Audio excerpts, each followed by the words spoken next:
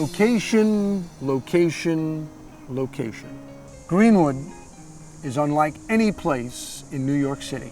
It's a mecca for history lovers, bird watchers, Brooklynites, and New Yorkers who want to get away from the urban grind, just as they did in 1838 when Greenwood was opened. Miles and miles and roads of exquisite vistas. Some people even consider it a museum.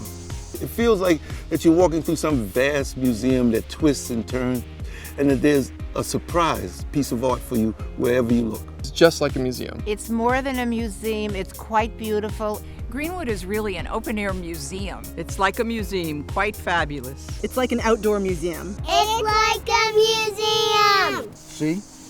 I wasn't kidding.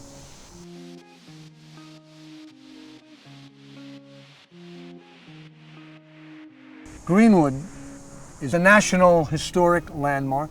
It's an arboretum. It's the oldest landscape space in New York City.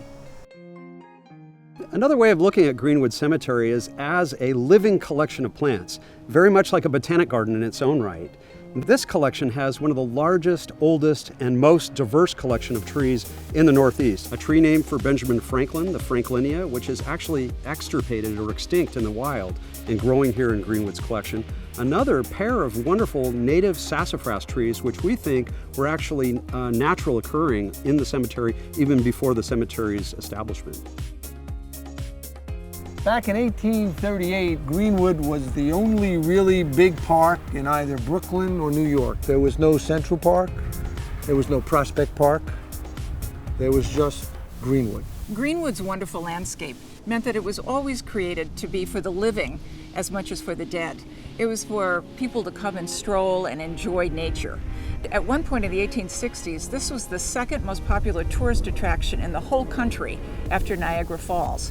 It is one of the only 500-acre parcels of land in the city, and it is a beautiful arboretum where people watch birds and hopefully can walk and enjoy the scenery. 1838. Wow. Let's put that into perspective. There were no cars, no paved roads, no public water system. We were 40 years away from Thomas Edison inventing a light bulb. We did, however, have the public demonstration by Samuel Morse of what eventually became the working telegram 6 years later, and who incidentally is buried here in Greenwood, and whose paintings are in the permanent Greenwood collection. As the story goes, while Morse was away in Washington painting a portrait, a messenger delivered a letter from his father that read, "Your wife is convalescent." The next day, he received a letter from his father detailing his wife's sudden death. By the time he got home, she was buried. It was this event that spurred him on to invent a faster method of long-distance communication.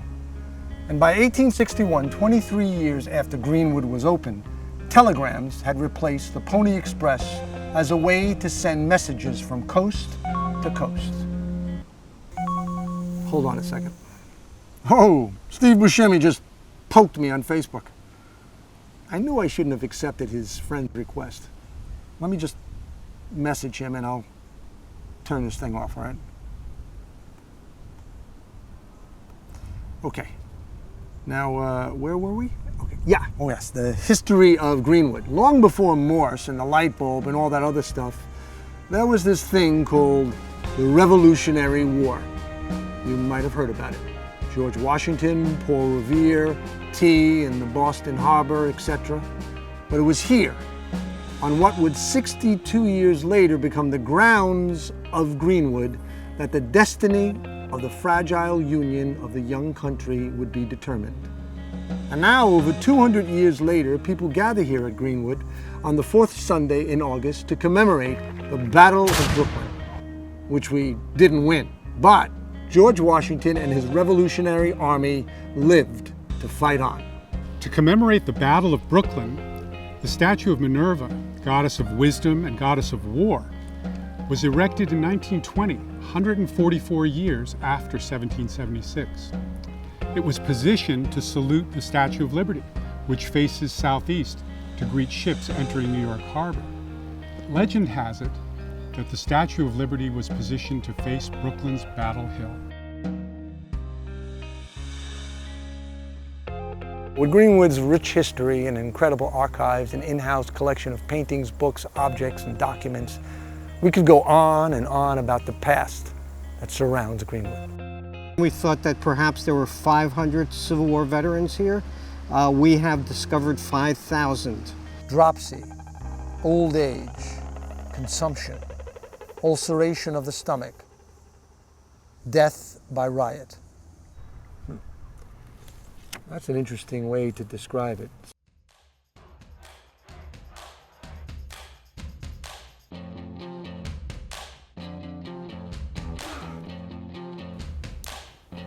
Baseball, America's pastime.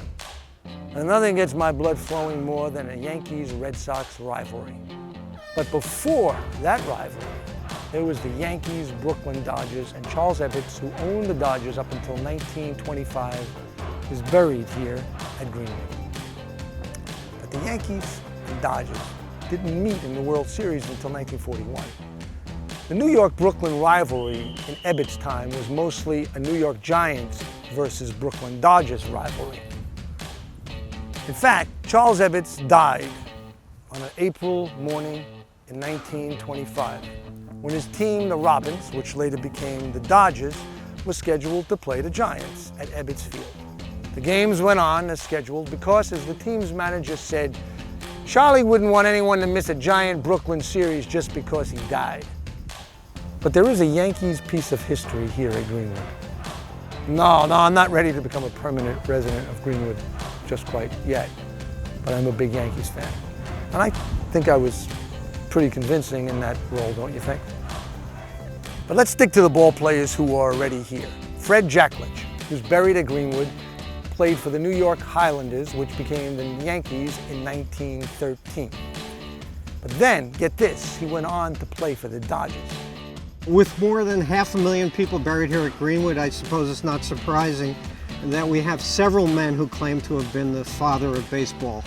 But I think the person who has the best claim to that title is Henry Chadwick. It was Chadwick who really publicized baseball in its early years, who invented the scoring systems, and he was part of the first class of the Baseball Hall of Fame. Jim Creighton, who's also buried here at Greenwood, was the first national hero, and he pioneered the speed pitch. And Chadwick ruled that Creighton's speed pitch was in fact within the rules, and that changed baseball.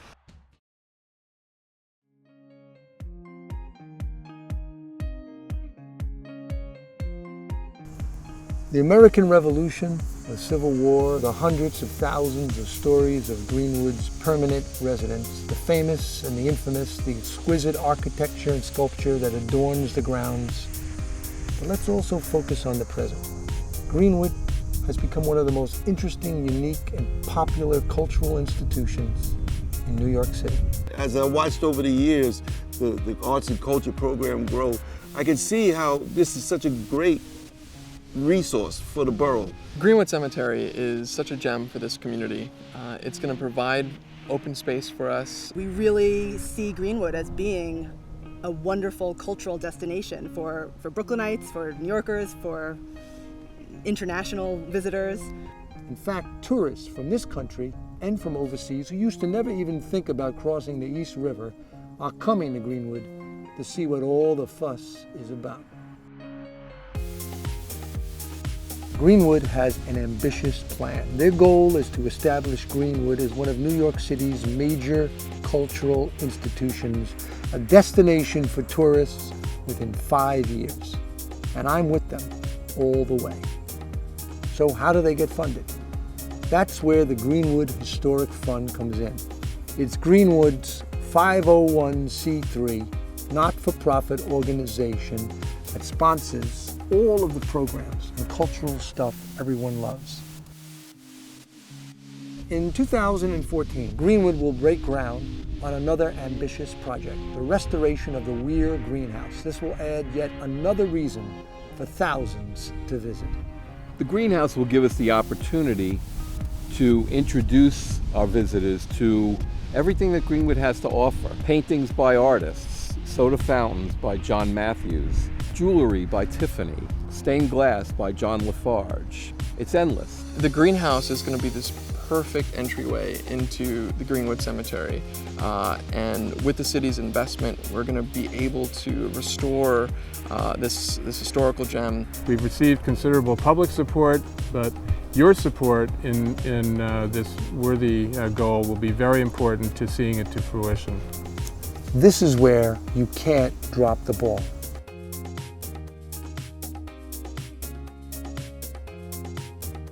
It's been wonderful sharing some of Greenwood with you and its ambitious plans for the future.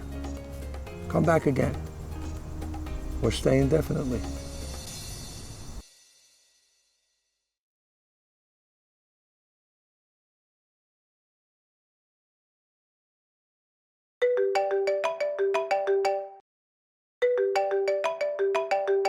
Hello? Who? Steve? Dude, why are you calling me? No one ever calls me anymore. Yeah, yes, you're a friend. Yeah, listen, just send me a message on Facebook or just write on my wall. No, I will get back to you. Listen, I gotta go. I can't talk, I gotta go. Jesus, God. Man, it's quiet here.